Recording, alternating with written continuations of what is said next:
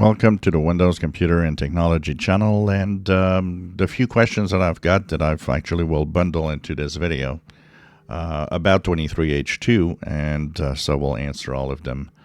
For those that haven't upgraded yet, these are valid questions that I've received in the past 24 hours pretty much. The first one is about the upgrade process. Saying, is it long? Is it going to take a long time? It's a new feature update, so I guess it's big. Well, thing is, it's not. And the reason why it's not is because the update has already, everything that's new in here is already in your machine. If you have updated with the last update for the bug fixes in October, you have all the new features. They were included in all of these updates that were released, in the past month, basically. So 23H2 does not really contain any features, but it will have switches to turn on or off some of the features. So that means it's a small update, and most people seem to have a pretty quick install. So if you are actually thinking about it, this is a very small update to do, honestly, because once again, everything's there. Now, if you haven't done your updates for October bug fixes, that's a different story, because now it's going to become a bigger update and you can wait until Patch Tuesday. The other question, is Patch Tuesday going to update you to 23H2 if you don't see it now? Not necessarily, because 22H2 is still a valid operating system.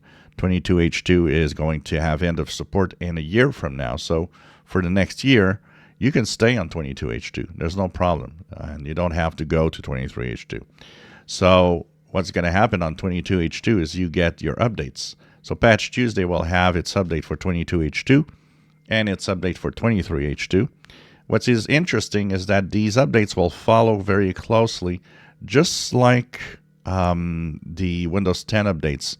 When you remember in Windows 10 when we had, like 21H2, 22H2, and so on, we had simply a small build number difference. And that build number is very small also, the difference between 22 and 23H2 in Windows 11. So you go from 22.621 to 22.631. So these updates are going to follow closely on each machine. But nope, you're not getting 23H2 because you're on 22H2 in the Patch Tuesday updates. You actually can continue to be on 22H2 for a year. Why should I go to 23H2? Well, you don't have to. Right now, if you don't care about new features, you can absolutely avoid it and you don't care about it. One of the funny things about it is that even without 23H2 installed, there's a lot of features that are actually popping up anyways on Windows 11, 22H2. So you do get a lot of new features. It's just that maybe some will keep turned off. The main focus of 23H2, if you don't count the fact that it's actually turning things on or off, is mostly that it is going to bump your build number to 23H2, which means you're going to get a year more of updates. Windows 11 typically has 2 years per build. So 22H2 had its 2 years. For example, 21H2, which was the first version, had its 2-year run that ended in October. That was done. 22H2 has its 2-year run that ends next October, and 23H2 has its 2-year run that starts now and will end in October of 2025. So it's mostly an enablement package that pushes that end of support date, further in time. The other question is for Unsupported. Once again, a lot of people are asking, so when am I going to get it on Unsupported? You have to do it manually. On Unsupported, you're not getting 23H2 through Windows Update.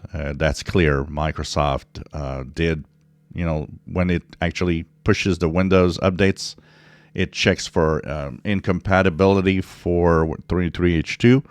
And if you're unsupported, of course, it notices that, nope, you can't get it. So it's not pushing it there.